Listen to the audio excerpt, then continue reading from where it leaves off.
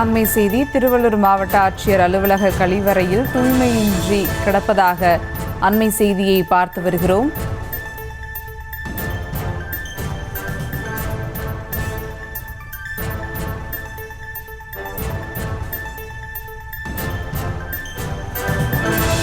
இது குறித்த கூடுதல் தகவலோடு நேரலில் இணைகிறார் செய்தியாளர் பிரபு. வணக்கம் பிரபு, விவரங்கள்.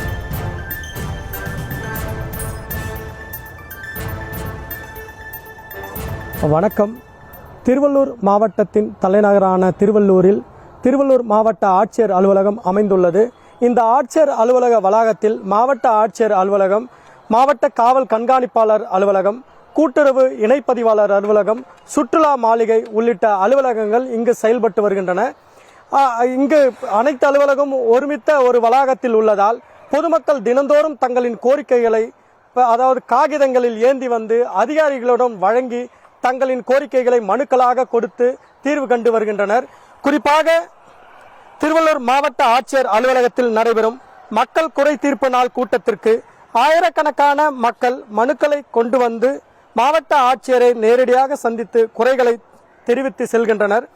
அவ்வாறு வருகை புரியும் பொதுமக்கள் அத்தியாவசிய தேவையான குடிநீர் வசதி ஆட்சியர் அலுவலகத்தில் இல்லாத நிலையில் ஆண்கள் கழிப்பறை, பெண்கள் கழிப்பறை மற்றும் மாற்றுத்திறனாளிகள் கழிப்பறைகள் கட்டி முடிக்கப்பட்டு சுகாதாரமான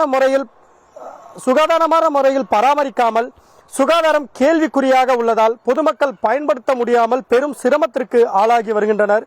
மேலும் வாகனங்கள் நிறுத்துமிடத்தில் ஆட்சியர் அலுவலக ஊழியர்கள் பயன்படுத்திய வாகனங்கள் பழுதடைந்து பெரும்பாலான இடத்தை ஆக்கிரமித்து உள்ளதால் வாகனங்கள் நிறுத்துவதற்கும் பெரும் சிரமம் ஏற்பட்டு வருகிறது.